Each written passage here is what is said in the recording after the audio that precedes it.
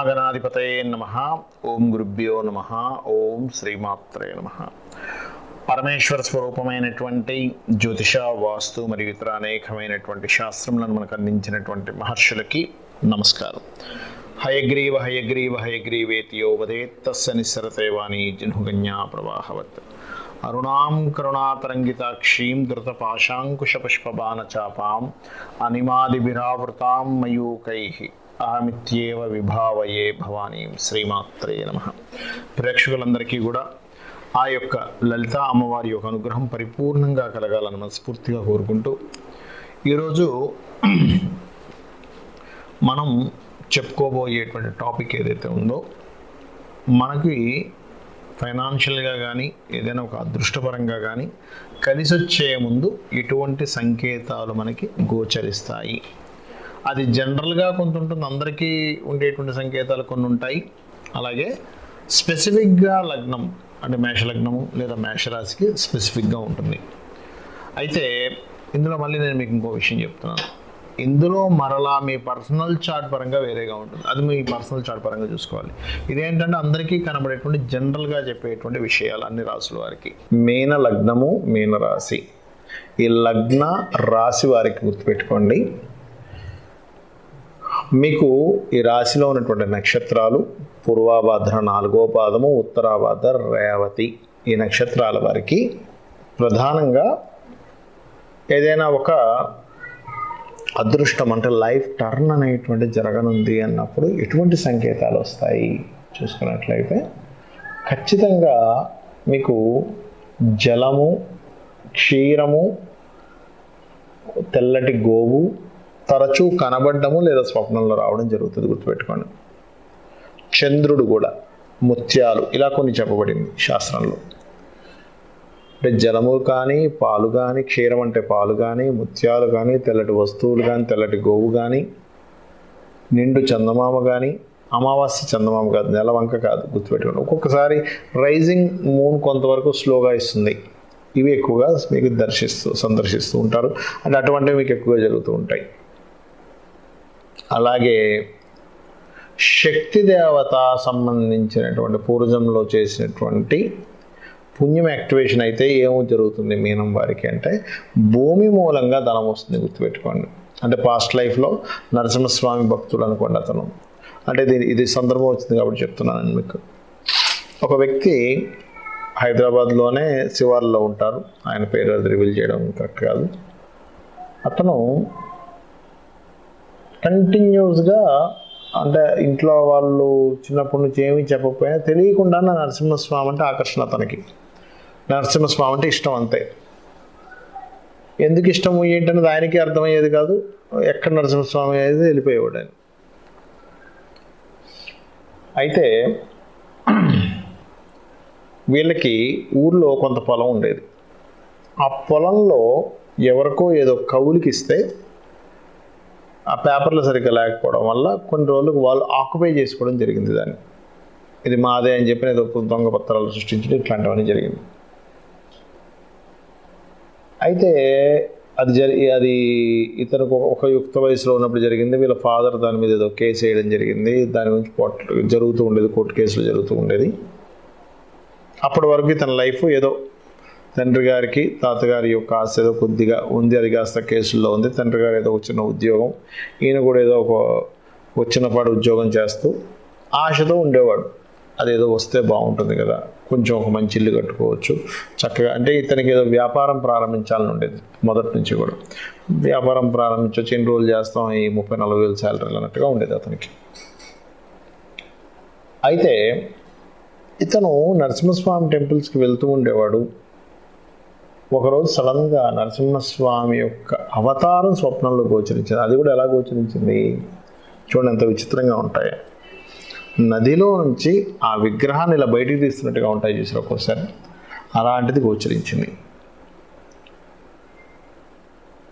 Phone చేసి నన్ను అడిగాడు అతను, సార్ నాకు ఇట్లా స్వప్నంలో వచ్చినట్టుగా వచ్చింది, ఏమిటి దాని సంకేతం అంటే, నేను అన్నాను, లేదు బాబు, మీది ఏమైనా పూర్వీకుల ఆస్తులు ఏదైనా కోర్టు కేసెస్లో ఉన్నాయంటే, అవును సార్ మా ఫాదర్ ఒకటి వేశారు, అది ఉంది, అది క్లియర్ అవ్వబోతుంది, అది నీకు డబ్బులు నీకు వస్తుంది అంటే, ఆయనకి అంటే ఎట్లా ఉంటుందంటే ఈ శాస్త్రం గురించి పూర్తిగా తెలిస్తే దాని మీద ఒక నమ్మకం ఉంటుంది. అదేంటి నరసింహస్వామి రావడానికి దానికి సంబంధం ఏమిటి అనుకున్నాడు, ఆయన ఫోన్ పెట్టేశాడు. అది జరిగిన ఒక 6 monthsలో అది క్లియర్ అవ్వడం జరిగింది. అంటే ఇది ఉదాహరణ ఎందుకు చెప్తున్నానంటే, ప్రకృతి అనేటువంటిది అమ్మవారు అనే కాన్సెప్ట్ బాగా అర్థం చేసుకోండి. తను మనం ఏదైనా ఒక పని ప్రారంభించేటప్పుడు అది మంచా చెడా అని చెప్పి డిసైడ్ చేసుకుని అమ్మవారు ఆపుతూ ఉండడము, ప్రోత్సహిస్తూ ఉండడము జరుగుతూ ఉంటుంది. ఒక ఎత్తు అయితే మన కర్మ ఆపుతూ ఉంటుంది. ఒక్కోసారి ప్రకృతి అమ్మవారు ఆపదు, మన కర్మ ఆపుతూ ఉంటుంది. కర్మ ఆపడము, కర్మ ఇవ్వడం అనేటువంటిది ఉంటుంది. అది ముఖ్యంగా ఈ మీనం వారికి ఏదైనా ఒక కర్మ పోవాలంటే నదీ ప్రవాహాలు, సముద్రములు లేదా చెరువుల దగ్గరికి వెళ్ళి ఉపాసన చేయమని చెప్తారు. తొందరగా యాక్టివేషన్ అవుతుంది మీనం వారికి. అలాగే ఉపాసన చేసినటువంటి ఉపాసన సంబంధించినటువంటి తొందరగా యాక్టివేషన్ అవ్వడమే కాకుండా తొందరగా ఫలితాలు, రుణరోగ శత్రుత్వాలు తగ్గుతాయి కూడా. మరియు నరసింహస్వామికి అభిషేకం చేస్తే కూడా దీనికి సంబంధంగా మంచి ఫలితాలు వస్తూ ఉంటాయి. పుణ్యక్షేత్రాలకు ఏదైనా శక్తి దేవత ఆలయాలకు వెళ్ళడం వల్ల, దూర దూర ప్రాంతాలకు వెళ్ళడం ద్వారా, మరియు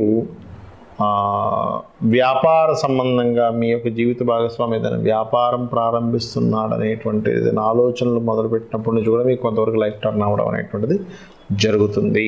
నేను మీకు ఇక్కడ కొన్ని కండిషన్స్ చెప్తానన్నాను.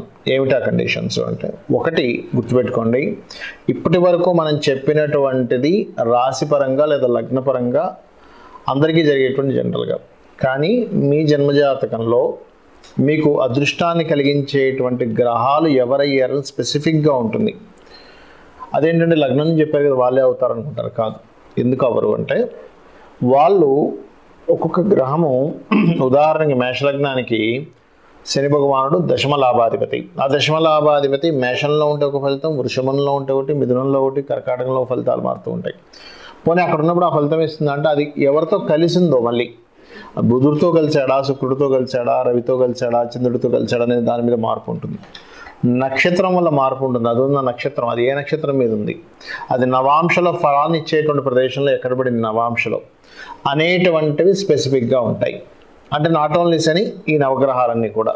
అందుకని ఇప్పటివరకు మనం చెప్పుకున్నవి ఒక ఎత్తు, మీ పర్సనల్ చార్ట్ని బట్టి చూసుకోవాల్సింది ఒకటి ఉంటుంది. ఇక రెండవది ఏంటంటే, జనరల్గా ఇప్పుడు రాశి, నక్షత్రము లేకపోతే లగ్నము వీటితో అసలు సంబంధం లేకుండా జరిగేటువంటి సంఘటనలు ఏమిటి, సంకేతాలు ఏమిటి అంటే ఒకటే గుర్తుపెట్టుకోండి. ఎప్పుడైనా ఏదైనా ఒక పని మీరు ప్రారంభిద్దాము అని అనుకున్నప్పుడు గనక ఏదైనా ఒక ఆటంకం వచ్చి మిమ్మల్ని ఆపుతుంది అనుకోండి. ఏదైనా ఒక ఆటంకం అంటే, ఒక వివాహం కోసం రెడీ అవుతున్నారు, రెడీ అవుతున్నప్పుడు ఏదైనా ఒక చెడు వార్త వచ్చింది, దాని గురించి మీరు ఆలోచించవలసిన సందర్భం ఉంది. వివాహం అనే కాదు, ఎనీథింగ్, ఒక బిజినెస్ పెట్టబోతున్నారు, లేకపోతే ఒక ప్లానింగ్గా ఒక ముందుకు వెళ్తున్నారు. సో దానికి మీరు పర్టికులర్గా ఇది ఎలా చేయాలి, ఏం చేయాలి, ఏమిటి అనేటువంటిది ఒక ఆలోచనలో కొంచెం ముందుకు ఒక్కసారి ఆలోచించాల్సిన పరిస్థితి. ఏదైనా ఒక సంకేతం వస్తాయి. దాన్నే మనకి శాస్త్రాల్లో నిమిత్తం అన్నారు, ఎదురు రావడం అన్నారు, ఇలాంటివన్నీ చెప్పారు. అంటే ఏమిటి, ప్రకృతి చెప్పేటువంటి ఇదంతా ఏమిటి అంటే, ప్రకృతి మనకు అందించేటువంటి, ప్రకృతి అంటే ఎవరు, అమ్మవారు. అమ్మవారికి ఉన్నటువంటి లాంగ్వేజ్లో మనకు చెప్తుంది, నాన్న నువ్వు ఇది చేసుకో, ఇలా ఉండు. ఎందుకంటే అదేంటండి అలా చెప్తుందా అంటే ఖచ్చితంగా చెప్తుంది. మనకి చూడండి, కొంతమందికి స్వప్నంలో భగవత్ సంబంధించింది సౌండ్ వినబడో, చెప్పు నీకు పలానా దగ్గర విగ్రహాలు ఉన్నాయి, తవ్వండి, తీసి గుడి కట్టండి అని చెప్తున్నారుగా మరి అమ్మవారు. మరి అది చెప్తున్నప్పుడు మన పర్సనల్ రిలేటెడ్ సంబంధించినవి కూడా ఈ సంకేత రూపంలో చెప్పడం జరుగుతూ ఉంటుంది అనే విషయాన్ని మనం అర్థం చేసుకోవాలి. మరి మీకు సందేహం కలగొచ్చేవండి, మరి ఇట్లా ఏదైనా వివాహం కావచ్చు, వ్యాపార సంబంధించిన విషయాలు కావచ్చు, ఏదైనా ప్రారంభిస్తున్నప్పుడు అవి ఏదో కారణం చేత ఆగుతున్నాయంటే అక్కడ ఏదో నష్టం ఉంది అనేటువంటి ఒక సంకేతం అని మీరు చెప్తున్నారు. మరి దాన్ని ఎలాగా క్లియర్ చేసుకోవాలి అంటే, అలాంటి సమయాల్లో మనకు శాస్త్రాల్లో చెప్పినటువంటిది ఏమిటంటే, రామాయణం కానీ, మహాభారతం కానీ, లేదా గజేంద్ర మోక్ష సంబంధించిన ఘట్టాన్ని కానీ మీరు చదువుకున్నట్లయితే, చదువుకున్నా విన్నా ఏమవుతుందంటే, మీకు రావాల్సినటువంటి ఆపద ఏదైతే ఉందో, ఒక ప్లానింగ్ అనుకుంటాం మనం, నేను పలానా బిజినెస్ పెట్టేసేయాలి, లేకపోతే నేను పలానా కోర్స్ తీసుకోవాలి, లేకపోతే నేను పలానా విషయంలో ముందుకు వెళ్ళాలి అని, ఎవరితోనైనా కలిసి ముందుకు వెళ్ళాలి.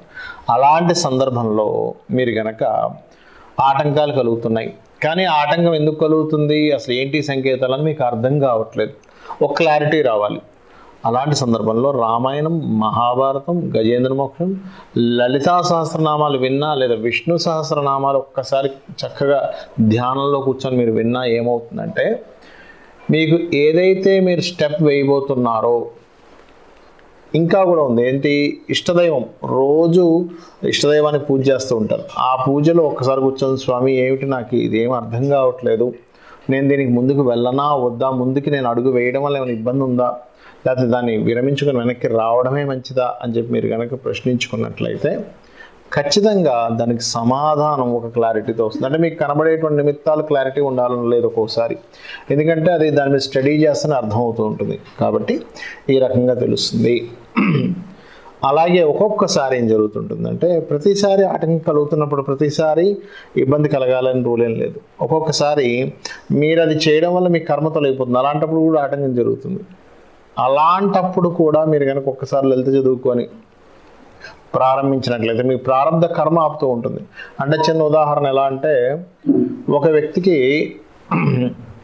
బాగా కష్టాల్లో ఉన్నప్పుడు, బాబు నువ్వు పలానా దీక్ష తీసుకో, దీక్ష తీసుకున్నాక నీకు రిలీఫ్ వస్తుంది అని చెప్పడం జరిగింది. అతను దీక్ష తీసుకుందాం అనుకునేసరికి ఏదో ఒక ఆటంకం రావడం జరిగేది.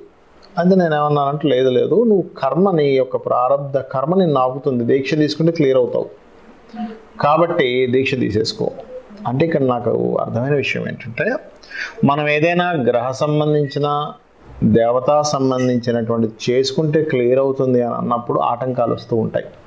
వచ్చినప్పుడు దాన్ని కూడా అధిగమించి మీరు కనుక ఆ యొక్క కార్యక్రమాన్ని, పూజో లేకపోతే హోమమనో, లేకపోతే జపమనో, లేకపోతే ఇంకేదైనా దేవాలయానికి వెళ్ళడమనో చేసినప్పుడు అది ఖచ్చితంగా ఏమవుతుందంటే, మీరు పడుతున్నటువంటి ఇబ్బంది నుంచి బయటపడేస్తుంది. కాబట్టి నేను చెప్పినటువంటి ఈ యొక్క విషయాల్ని పరిగణనలో తీసుకొని ప్రతిదాన్ని కూడా మీరు అమ్మవారికి సమర్పిస్తూ మీరు కనుక చేస్తున్నట్లయితే, అంటే ఉదాహరణకి ఏదైనా ఒక ప్రారంభిస్తున్నాము, మీకు సంశయం అసలు ముందుకు వెళ్ళనా వద్దా, జాతకం ఉంటే జాతకంలో చూసుకొని చెప్పొచ్చు, ఏమంటే ఈ వ్యాపారం మీకు పనికి వస్తుంది, ఇది మీకు పనికిరాదు, దీనిలో మీరు ముందుకు వెళ్ళొచ్చు, వెళ్ళకూడదు, ఇలాంటివన్నీ. ఇక్కడ ఏంటంటే, మీరు ముందుకి అడుగు వేసేటప్పుడు ఉదాహరణకి